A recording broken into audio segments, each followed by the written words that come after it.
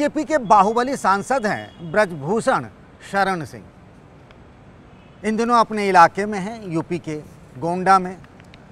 कुछ लोग उनसे मिलने गए, बातें होने लगी तो ब्रजभूषण शरण सिंह ने कहा कि अब से कुछ दिनों पहले तक मुझे कितने लोग जानते थे। यूपी के लोग तो जानते थे, पर देश में तो बहुत कम लोग जानते थे।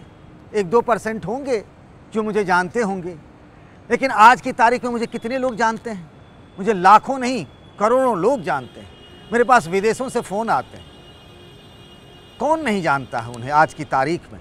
हर दिन वो अखबार से लेकर न्यूज़ चैनलों से लेकर डिजिटल मीडिया में वो छाए हुए, सुर्खियां बने हुए हैं। हर दिन की हेडलाइन ब्रजभूषण शरण सिंह बनाम पहलवानों की लड़ाई पर बनती आ रही है। ये जनवरी के महीने से ही चल रहा है। मिजाज से पहलवान हैं और मिजाज से बाहुबली भी हैं ब्रजभूषण शरण सिंह।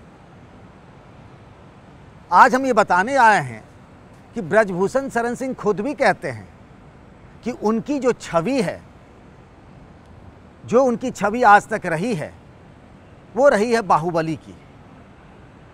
उन्होंने खुद एक इंटरव्यू में कहा है, जिसका वीडियो भी है, कि मैंने एक आदमी की हत्या की है।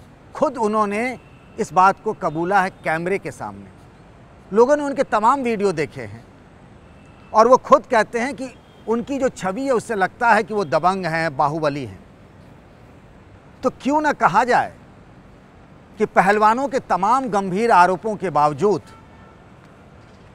बीजेपी के ये बाहुबली सांसद ब्रजभूषण शरण सिंह का भौकाल टाइट है, या फिर कह सकते हैं कि गजब का भौकाल है।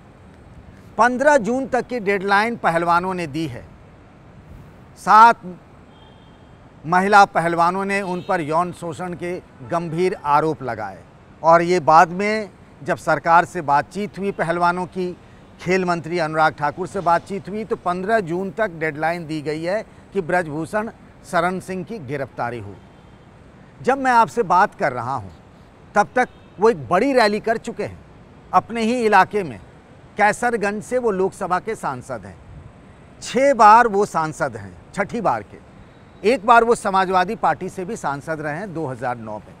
पर मैं जो बात कह रहा हूं कि जब पहलवान समाज, महिलाएं और एक बहुत बड़ा वर्ग ये चाहता है कि जिस तरीके के उन पर आरोप लगे हैं उनकी गिरफ्तारी हो, अपने इलाके में ब्रजभूषण शरण सिंह इत्मीनान से बैठे हुए हैं।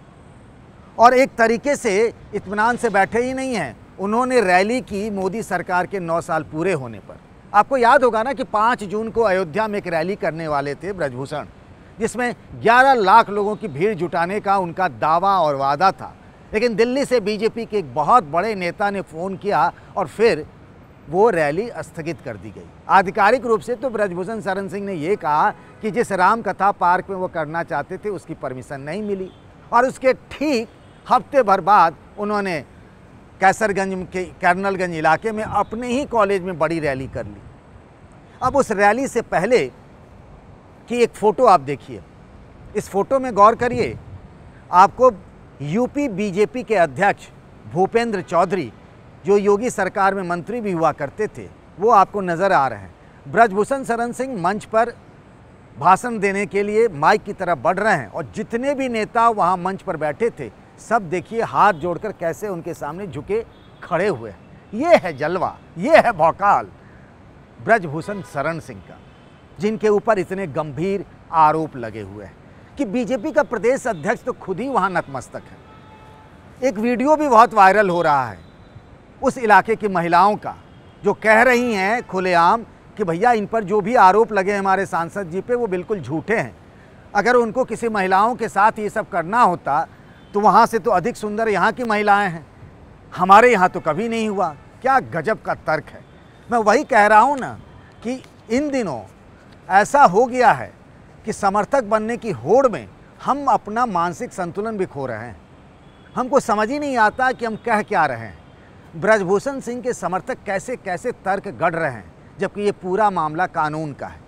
अब कहने वाले ये ज़रूर कह सकते हैं कि जिस नाबालिग महिला पहलवान ने उन पर आरोप लगाए थे वो अपने बयान से पलट गई। पर किसी ने ये जानने की कोशिश की कि आखिर वो क्यों पलटी। महिला पहलवानों का तो कहना है कि उस पर दबाव था।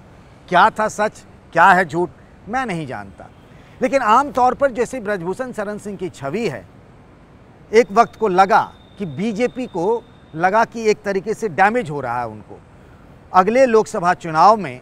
इस वजह से जो एक छवि थी कि महिलाओं के साथ हैं बीजेपी, केंद्र सरकार है, डबल इंजन की सरकार है यूपी में भी और दिल्ली में भी, तो उस वजह से। लेकिन ब्रजभूषण शरण सिंह ने जिस तरीके से शक्ति प्रदर्शन किया और कहा कि हम चुनाव लड़ेंगे कैसरगंज से भी, बीजेपी का क्या कोई नेता कह सकता है, कितना भी बड़ा नेता क्यों नहीं हो। मतलब लोग ये कहते हैं कि इस प्रधानमंत्री नरेंद्र मोदी और केंद्रीय गृह मंत्री अमित शाह के युग में कोई भी नहीं कह सकता है कि मेरी कुर्सी पक्की है, मैं यहाँ से चुनाव लड़ूंगा। लेकिन ब्रजभूषण शरण सिंह कह सकते हैं। सोचिए उनकी राजनीतिक ताकत कितनी है।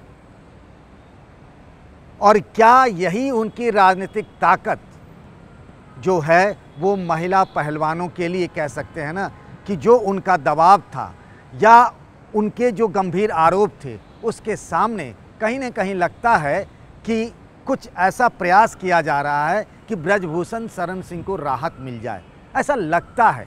वो कहावत है, समरथ को नहीं दोष गोसाई। अब उनके आरोप सच हैं या नहीं हैं, लेकिन इंसाफ होते हुए दिखना चाहिए, ये बड़ी बात है। क्या आपको लगता है ऐसा हो रहा है? मैं ये नहीं जानता। लेकिन हाँ, एक बात तो तय है कि ब्रजभूषण शरण सिंह का राजनीतिक रसूख इतना है कि सब उनके सामने नतमस्तक है। एक दौर ऐसा भी था जब उन्होंने कहा था पहलवानों के मसले को लेकर कि जिक्र किया था अखिलेश यादव का कि वो जानते होंगे कि क्या होता है नहीं होता पहलवानी में। तो उन दिनों तक अखिलेश यादव भी इनडायरेक्टली उनके समर्थन में थे। लेकिन जैसे जैसे जंतर मंतर पर धरने को लेकर महिलाओं का और देश के दूसरे हिस्सों का विपक्षी पार्टियों का दबाव बढ़ा, तो फिर अखिलेश यादव भी खुलकर उनके विरोध में आए। मतलब उस इलाके में गोंडा, बहराइच, बलरामपुर, श्रावस्ती, अयोध्या, इन सब इलाकों में उनका रसूख इतना है कि सब उनके सामने नतमस्तक हैं। पर क्या कानून भी उनके सामने नतमस्तक हो जाएगा? ये सवाल है और इस सवाल से आप ज़रूर टकराइएगा, उसका जवाब ढूंढिएगा, क्या सही है क्या गलत है। आज के लिए बस इतना ही। नमस्कार।